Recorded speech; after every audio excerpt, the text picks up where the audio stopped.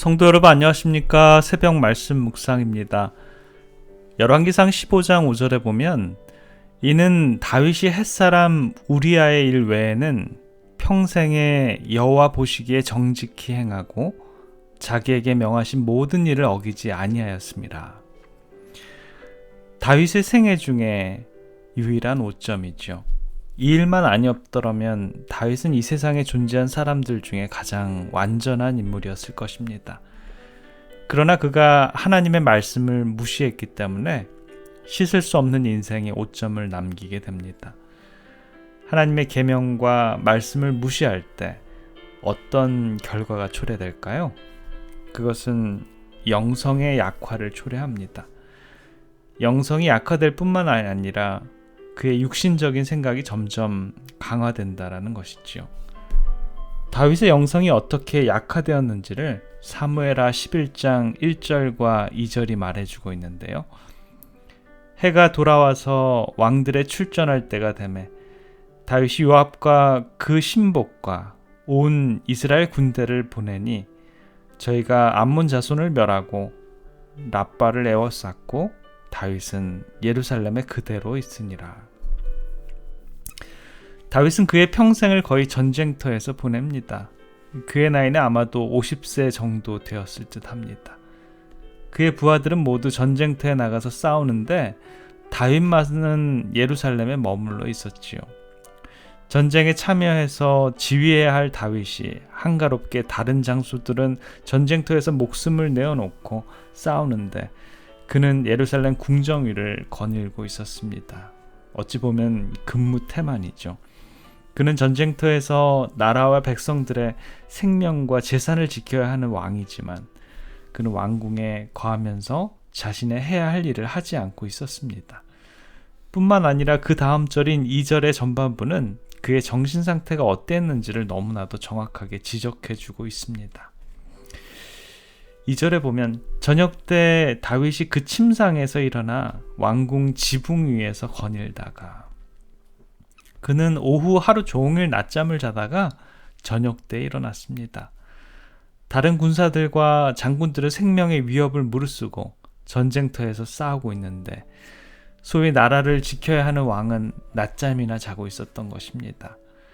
자신의 부하들이 전쟁에 나가 싸울 동안 그가 궁에 있었을 것 같으면 열심히 하나님 앞에서 기도에 매달리던지 아니면 왕이 해야 할 시무에 충성을 다해야 했을 텐데 왕이 하루 종일 침상에서 뒹굴고 있었던 것입니다.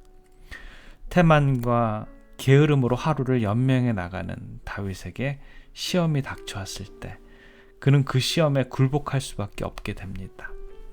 그의 정신 상태는 너무나도 해이해져 있었음을 보게 됩니다. 목적의식과 사명, 존재 이유는 다 사라지고 안일과 나태, 태만, 게으름이 그를 사로잡고 있었기 때문에 조그만한 유혹이 닥쳐도 그는 쓰러질 수밖에 없었습니다. 그리스도인에게 가장 중요한 것은 무엇인가요? 존재의식과 사명, 주께서 주신 명령의 신실함입니다.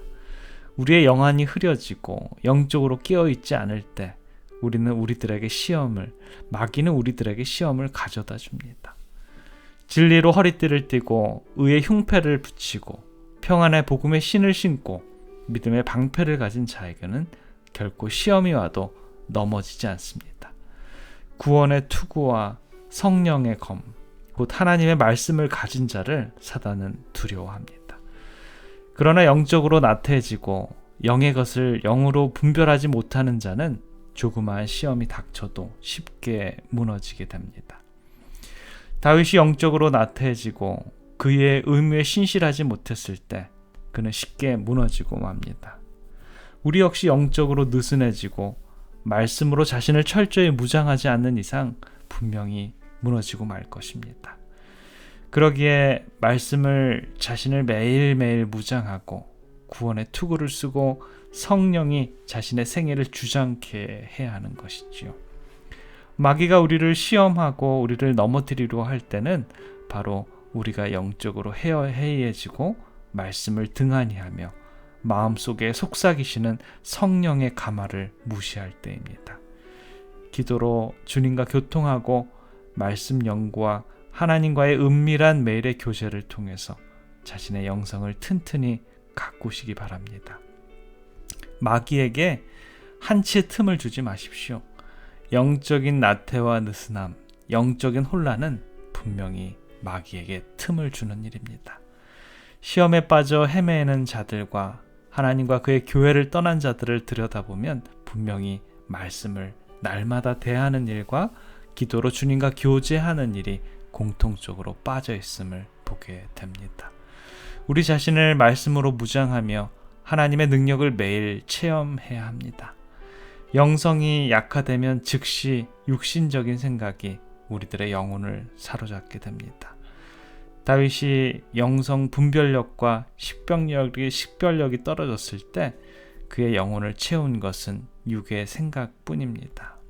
이에 대해서 사무엘하 11장 2절이 우리들에게 이러한 말씀을 줍니다.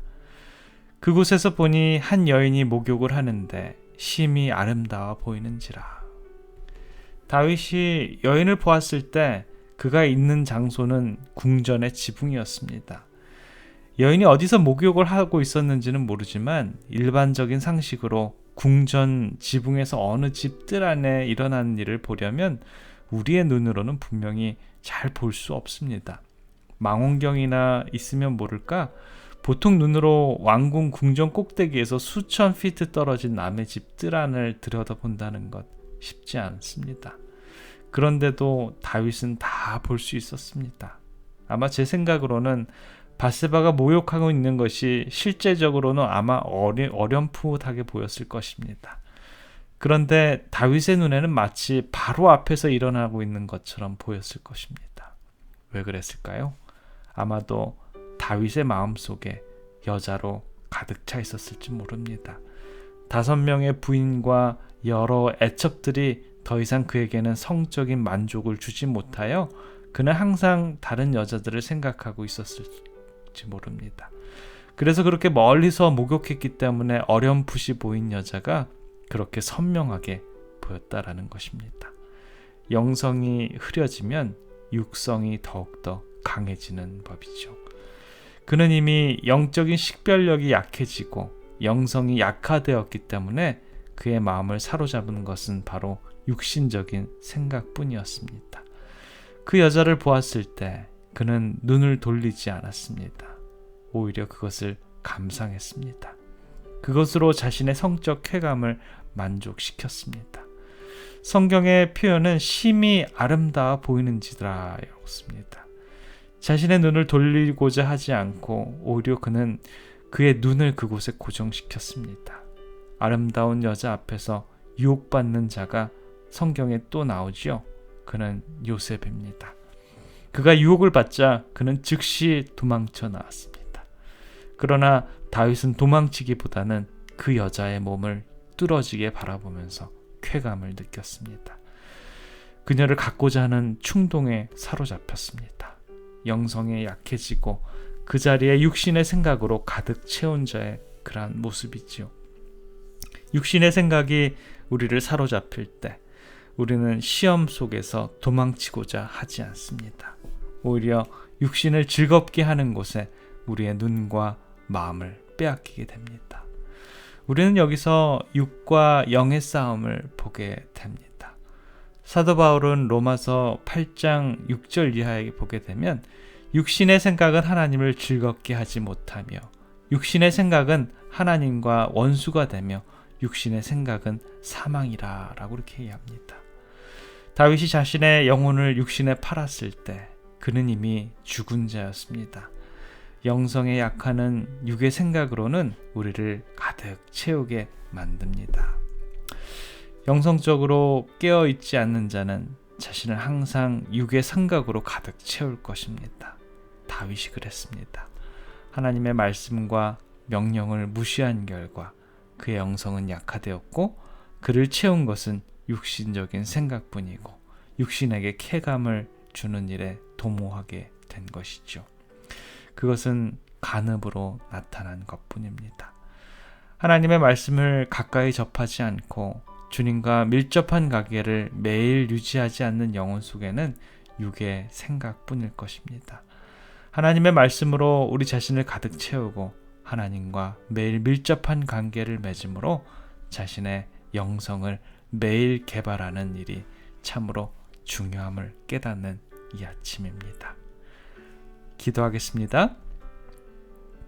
사랑의 아버지 하나님, 다윗의 눈에 들어온 여인의 모습은 다윗의 영성의 약화로 인해 선악의 대쟁투의 실패를 보게 됩니다. 아버지, 우리들의 삶을 사단이 얼마나 많은 것들로 유혹하는 세상에 살아갑니다.